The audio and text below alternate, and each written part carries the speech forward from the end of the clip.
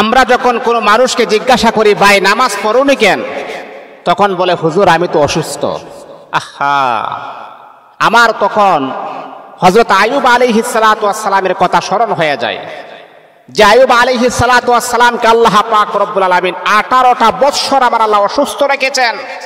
তারপরও সে আইয়ুব আলাইহিস সালাতু ওয়াস সালাম এক ওয়াক্ত নামাজও তিনি কাজা করেন নাই, সময় মতো নামাজ পড়েছেন।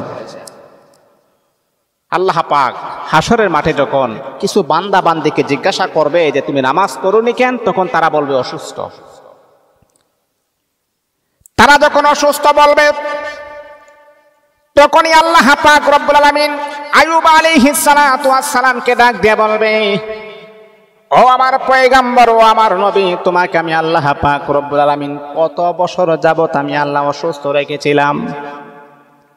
ওই সময় পয়গম্বর আইয়ুব নবী ডাক দিয়ে বলবো, পৃথিবীর মানুষের আল্লাহ পাক আমাকে 17 থেকে 18 বছর আমার আল্লাহ অসুস্থ রেখেছেন। এমন কি আমাকে আল্লাহ পাক এমন কঠিন রোগ আমাকে দান করেছেন, আমার বিবি বাচ্চা আত্মীয় স্বজন সবাইকে আমাকে রেখে তারা চলে গেছে।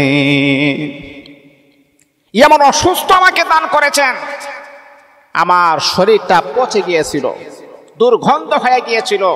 এই দুর্গন্ধের কারণে মানুষ আমাকে আলাদা একটি জায়গাতে আমাকে রেখে আমার আত্মীয় স্বজন, পাড়া প্রতিবেশী, বন্ধু বান্ধব, এমনকি আমার নিজের স্ত্রী পর্যন্ত তারা আমাকে ছেড়ে তারা চলে গিয়েছিল।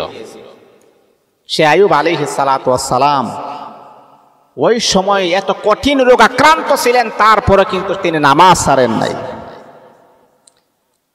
ও দুনিয়ার যুবক ভাইরা, তুমি কেমন অসুস্থ? একটু অসুস্থ থাকার কারণে তুমি নামাজ পড়ো না, একটু অসুস্থ থাকার কারণে তুমি আল্লাহ পাক রব্বুল আলামিনের ইবাদত বন্দেগী তুমি করো না।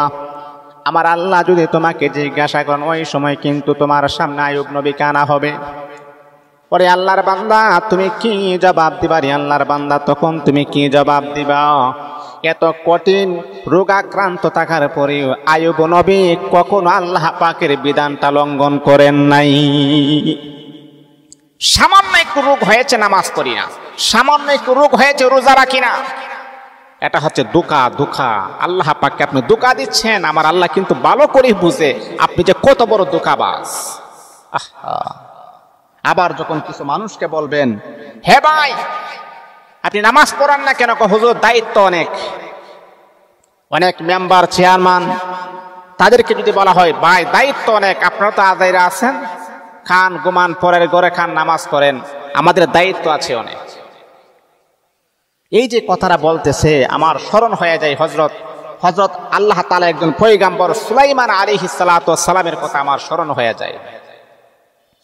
যেই সুলাইমান আলাইহিস সালাতু ওয়াস সালাম আল্লাহ পাক রব্বুল আলামিন সারা পৃথিবীর বাদশা বানিয়েছেন, তারপরে তিনি নামাজ ছাড়েন নাই। এমন একজন পয়গম্বর, এমন একজন নবী ছিলেন, তাম পৃথিবীর বাদশা আমার আল্লাহ বানিয়েছিলেন।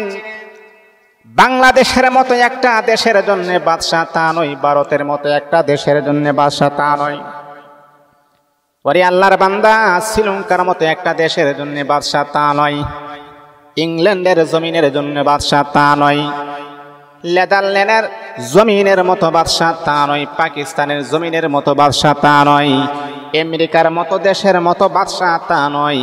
আমার আল্লাহ তামাম পৃথিবীর বাদশা আমার আল্লাহ সুলাইমান নবীকে বানায়া দিয়েছিলেন।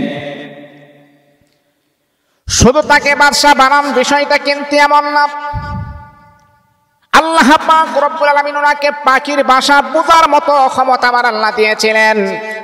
পশু পাখি বিভিন্ন মাখলুকাতের ভাষা পর্যন্ত তিনি বুঝতে পারতেন, পিপিলিকার ভাষা পর্যন্ত তিনি বুঝতে পারতেন। এমন একজন দামি নবী, এমন একজন প্রেসিডেন্ট, তামাম পৃথিবীর বাদশা, তার দায়িত্ব কম ছিল না, বেশি ছিল। আর আপনি মাত্র একটা ইউনিয়নের চেয়ারম্যানগিরি পাওয়ার পরে আপনি বলতেছেন দায়িত্ব অনেক। কিন্তু আপনাদের সামনে যখন সুলাইমান আলাইহিস সালাতু ওয়াস সালামকে যখন পেশ করা হবে, ও আল্লাহর বান্দা, ওই সময় সুলাইমান নবীর সামনে দাঁড়িয়ে আপনি কি জবাব দিবেন? আপনার দায়িত্ব অনেক। মাত্র একটা ইউনিয়নের একটা চেয়ারম্যান, মাত্র একটা গ্রামের একটা মেম্বার, এই একটা যোগ্যতা পাওয়ার পরে যদি আপনি বলেন যে আপনার দায়িত্ব অনেক, তাহলে সুলাইমান নবী সারা পৃথিবীর বাদশা ছিলেন, তার দায়িত্ব কত বড় ছিল। তারপর আল্লাহ পাকের হুকুম একটা মিনিটের জন্য লঙ্ঘন করেন নাই। আল্লাহু আকবার। তাম পৃথিবীর বাদশা হওয়ার পরে কখনো তিনি নামাজ ছাড়েন নাই। মুহতারাম হাজিরিন, এই দিকে আমাদের খেয়াল রাখতে হবে, সময় মতো আমাদেরকে নামাজ পড়তে হবে, সময় মতো আমাদের